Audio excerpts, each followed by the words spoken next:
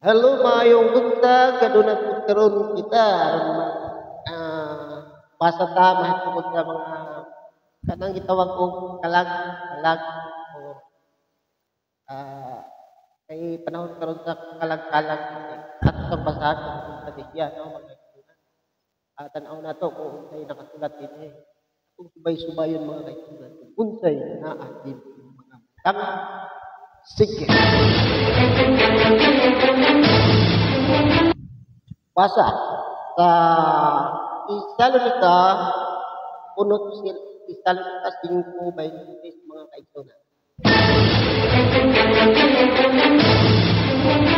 Ug ang Dios gayon sa patigdain magabalaan kaninyo sa bug-os ug pagbantayan sa tibok ninyong mga espiritu ug kalag ug lawas sa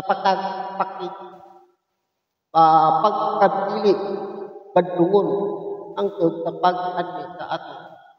Yes, miskay.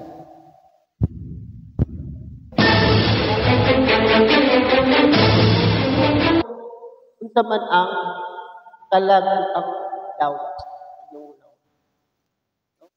Pagkabantayan daw nato ang atong kaugalingon para sa pagbalik sa atong makagagahom mga kaibigan. Di ba? Kanya karon diri ang pangutana, unsa ang kalag ug unsa ang lawas? No?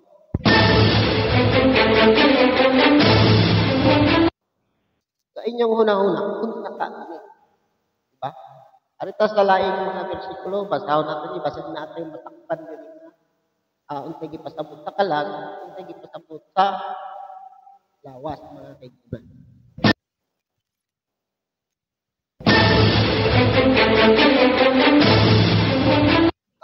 Balhin kita sa pangitao na to ang arita sa Ezekiel muna. Tanaw na to dito sa Ezekiel mga kaibigan. Ato sang ukab-ukabon mo atong basa-basahon ng ako ra gigamit ni cellphone lang ang gamit wala ako Biblia din mga kaibigan. No? Ato sang i-search mga kaibigan. Lisod ning walang Biblia kay wala kay pakikuti ang mga kaibigan. Aron na mga kaibigan ato ning basahon na sa Ezekiel 18:4 base kung atay makuha diri nga pagtulon-an sa inyong hunahuna unsa man day ang kalag mga kaibigan ug lawat. No? Ani akaron tanan mga kalag akuman ingon man ang kalag sa amahan. Ingon man usab ang kalag sa anak nga lalaki akuman ang kalag nga makasasala kini mamatay.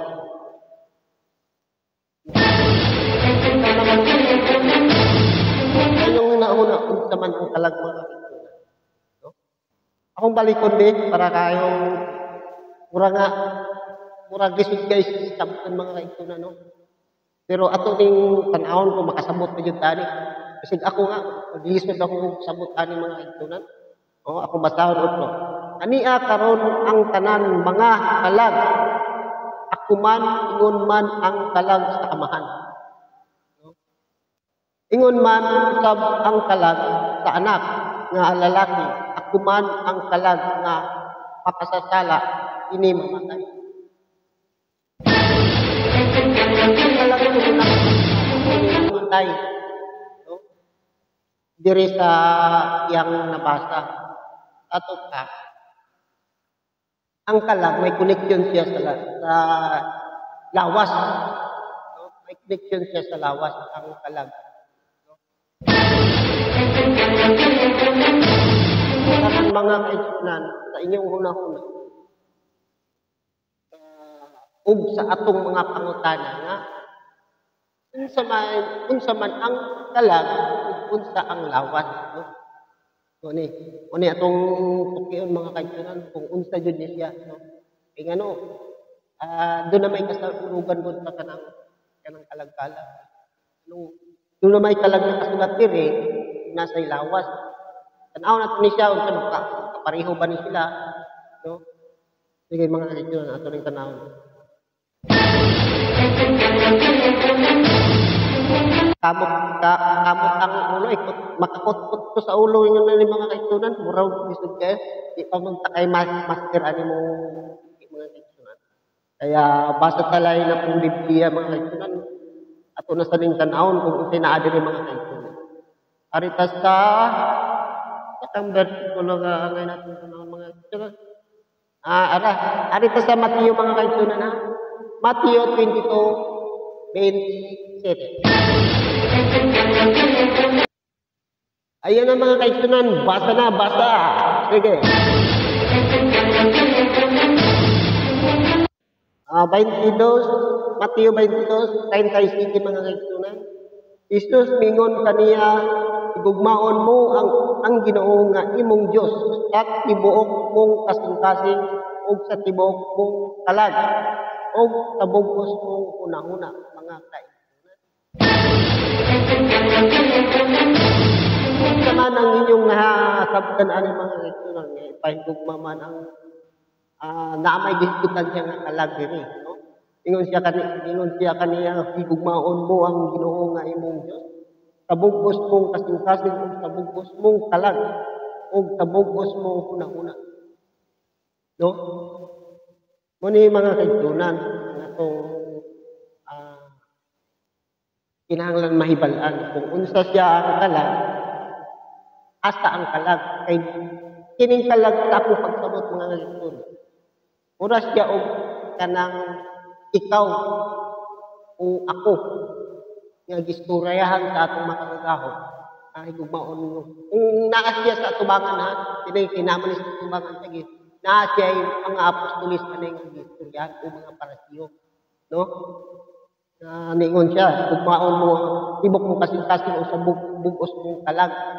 Naa siya sa atubangan ha, sulti niya ni. Ano siya? Ang kalag, kita pala ang kalag ng hisgutan diri. Kalag ng hisgutan diri, kita. Una siya, dili ang kalag o ang lawas, mura siya og pareha. Pero ang kalag o ang lawas, pag magkuha na sila, magbuwag na siya. Magbuwag na siya ang kalag o ang lawas. Bukod pasabot. Kanang hisgutan na ito sa atong mga kuwan. Lahi na siya kung lawas na siya. Itawag na lawas ng patay. Una siya gisgutan. Pag mabulag na ng kalag sa imuha, at ibig sabihin, ikaw, kung ang imong lawas, diferensya na, patay na ang imong lawas. No? Nagbuwag na siya sa imong kalag.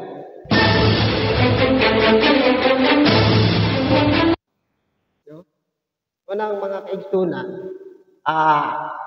kung what time niyo masabti, siguro balikan lang ninyo kini nga bersikulo para ngita maglaing mga bito baka ako'y laing makuha. Kaya akong pagsabot aning kalag, kining kalag, kita na karon.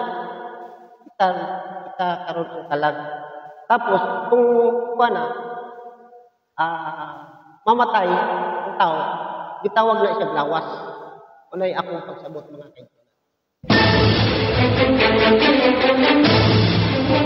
Og bus na mga kaigsunan, magbasa na paglaing Biblia, basi na ay laing makitan mga kaigsunan. O paklik ko sa taglaing Biblia, pero dili man ipakli ang ako, kaya wala pa ko'y Bible. Cellphone na akong gamit, gamay pa yun yung cellphone, nahirapan ko sa pagtingin na yun yung mga kaigsunan. Ato kung tagbasahon, ari na po sa mga kaigsunan sa Stalistis. Stalistis. Naroon na itong mga kaigsunan ha. Sige.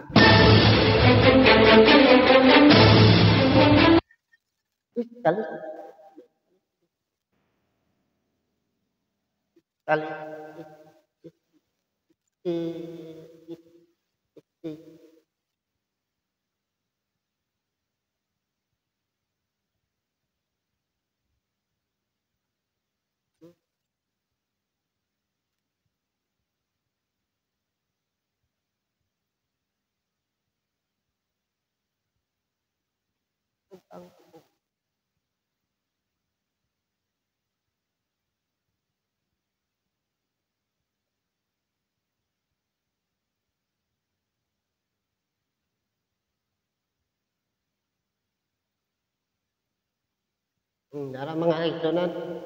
Nakita na nako, dugay na akong pakita, nakita na rin ako mga kaigsunan. O niya, mga kaigsunan. Iskalis. Kamu na lang magsabot mga kaigsunan. Mabasa din sa Dusi, City.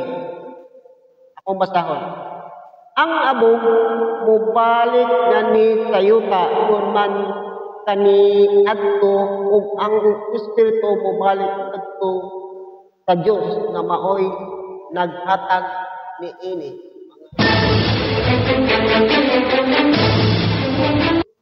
Busa mga kaigsunan. Pag mamatay ang tao, mobalik siya sa abog. No? Munang magpasalamat ang tao karon mga kaigsunan nga buhi pa siya. No? Kay kung mamatay na siya, mabalik siya sa abog. No? Mao kanay hinungdan nganong gihimo ang kalibutan. No? Gihimo ang kalibutan para arita mo puyo diri. Kay kung muadto kag langit mga kaigsunan, mubalik ka sa Ginoo ug dili na kamo didto magkailhanay mga kaigsunan. No? Wala nay magkailhanay didto. Ay ang espiritu mubalik didto. Unang sa pagkakaroon mga kaigsunan, mintas buhi pata, maning kamuta nga butaas ang atong kinabuhi mga kaigsunan. No? Kay gituyo paghimo ang kalibutan para arita magpuyo naka kalibutan ibabaw sa yuta nga mao ang langit mga kaigsunan. No? Mana akong ipasabot mga kaigsunan nga niingon si ang Ginoo kay David nga David, himuon kong tumbanan ang imong mga kaaway. No? Mo nang ingon sad siya sa mga kaigsunan sa Mateo sa to? Mateo ha?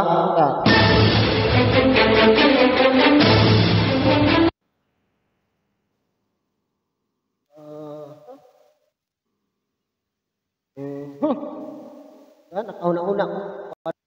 Ay, nara mga kaigsunan. Ako nang nakitaan sa dugay na kong paki nakita na din ako. Kaigsunan. Mabasa din sa Mateo, Kapitulo 20, versikulo 32 mga kaigsunan. Ako basahon. Ako mao ang Diyos ni Abraham ug ang Diyos ni Isaac ug ang Diyos ni Jacob. Ang Diyos dili mao ang Diyos sa mga minatay kung dili sa mga buhi. Diba? Ato bang sayran nga ang Diyos siya ang Diyos sa mga buhi, dili dito sa mga minatay. E nga naman, kung mamatay na ang tao, kung ang iyang espiritu bumalik na ngadto sa Diyos, og abot mo sa langit, dili na ko magkaihanay. Unang mintas karon buhi pat ka mga kaigsunan, maningkamot ang taas ang atong kinabuhi. No? Kay gituyo yan ni pagbuhat ng kalibutan para nato mga kaigsunan. No? Di ba?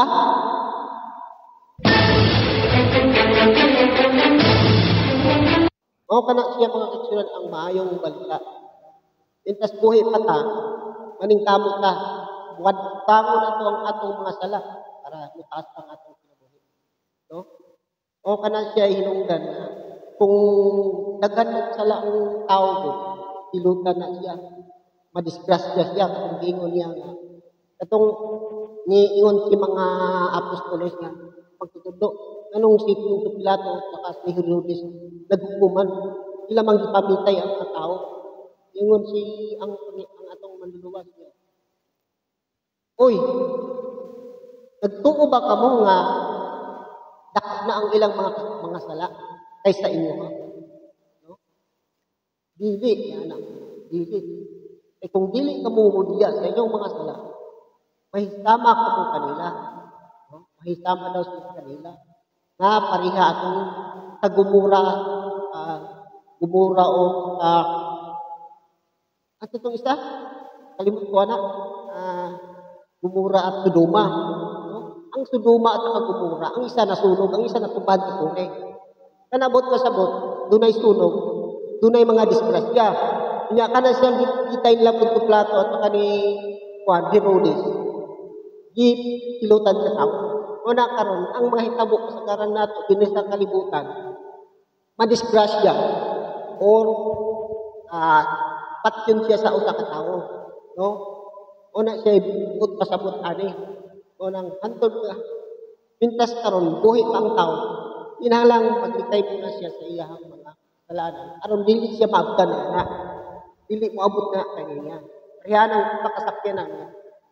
Usa kasakyanan nakadiha o wala kadiha ha. Nakadiha o wala kadiha. Madisgrasya na siya. Dunay sila ra kabukid nga maayo makasakay. Sila ra ang malawas. Itawag ka ng survivor mga kaigsunan. No? Yun na siya. Kung unsa pa gisakyan ninyo, madisgrasya. No? Purya, purya buyag lang. Okay? Delikado. Kinanglan, kung makasakay ko man sa mga konya, tanan mo nasakyan mga tao dahil, puro nakapakit ko nga sala. Ya, mapunan pa na ako dito, mas delikado na hinoon. Kaya nang nahitabo sa mga gumura at kasuguma. Sa tungod na daghan na kasasala sa mga lugar, nasunog siya o natugpag ang building. O sa na siya ay diri sa tuwa, karon nga nakahibtang mga ikunan. Wa mo kabantayan na, di ba? Usa mga kaigsunan, mo nang akong ipasabot ka na siya kay taas kayo sa labdunon kining nasa atong Biblia no mga kaigsunan. Bantay ka sa karon ha, sa karon. Dili na mo abot nako. Kay ngano, pag mamatay na ang tao, ang iyang espiritu papalit na sa Ginoo. Dili kung uingong ka nga magkita mo dito sa dili na mo magkita, dili na mo magkailanay dito mga kaigsunan. Unang karon, naapat na din ato nang tangtangon ang sa gamay lang sa na nato para maluwas pa ta kung asa tabuan ko mga kaigsunan. Para nang ingon sa Ginoo nga mobalik siya. Nga niingon siya nga ang mga tao moabot ang panahon, ang mga tao dili na ang mga planeta dili na mo subay silang na andang agyanan mga kaigsunan. Diba? Ingon siya niya na dili ang maabot ang panahon nga ang mga planeta dili na mo subay silang kaandang diyan. Kabaw mo untay buot pasabutan ng mga kaigsunan. Tama na sa isa ka tawo. Nga maabot ang panahon sa isa ka tawo mulikoy siya. Dili na siya musunod sa iyang naandan nga batasan. No? Pareha ng tao nga buutan, no? Imbis buutan siya, nahimo siyang makasasala o lalo pang makasasala siya. Una yung ipasabot ka ng pabot ang panahon nga ang mga planeta, dili na mo subay sa iyang naandang agyanan ng kaigsunan.